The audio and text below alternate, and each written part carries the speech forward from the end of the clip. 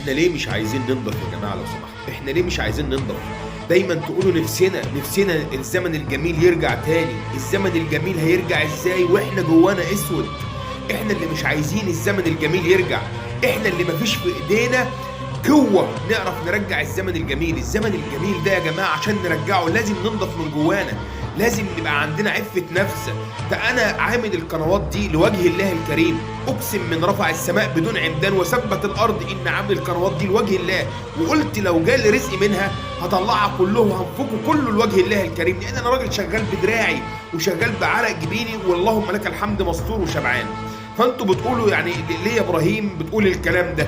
ان الله لا يغير بقوم حتى ان يغيروا بانفسهم. تمام؟ ده واحد. فانتوا لازم تتغيروا عشان الزمن الجميل يرجع.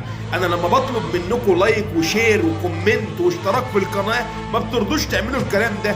عارفين ليه الزمن الجميل مش عايز يرجع؟ لان انا طالع عايز اعمل قناه اربي اولادنا واحفادنا واولادنا اللي جايين، اربي الاجيال القادمه على الصح، ولكن احنا مش عايزين نعمل شير ولايك ومتابعه واشتراك في القناه للمحترمين، احنا عايزين نعمل للرقصات، عايزين نعمل لفيفي عبده ومحمد رمضان وحمو بيكا واورتيكا وهبكا واورتيكا ونقعد نرقص ونعيص ليل النهار وطول الليل.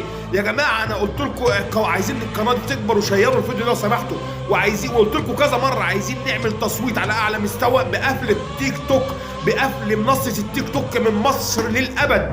لو سمحتم يا جماعه كده غلط، يعني لو سمحتوا احنا عايزين نكبر لازم تقفوا جنبي، لان انا بامر الله عامل القناه دي والله العظيم اقسم من رفع السماء للناس الفقراء، وفي نفس الوقت نربي اولادنا. لو سمحتوا يا جماعه غيروا بانفسكم وغيروا من نفسيكم عشان الزمن الجميل يرجع تاني، ولكن عمره ما هيرجع طول ما انتم ما بترضوش تشيروا الفيديوهات للناس المحترمه.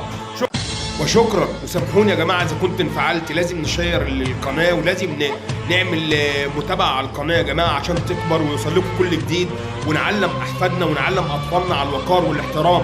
لازم ما نعملش يا جماعه اللي عايز الفساد يتمنع من الدوله بتاعته، لازم نقف ونعمل هنا اعلام وان لا مؤاخذه نعمل تصويت على اعلى المستويات عشان يوصل للنائب العام الشكوى بتاعتنا.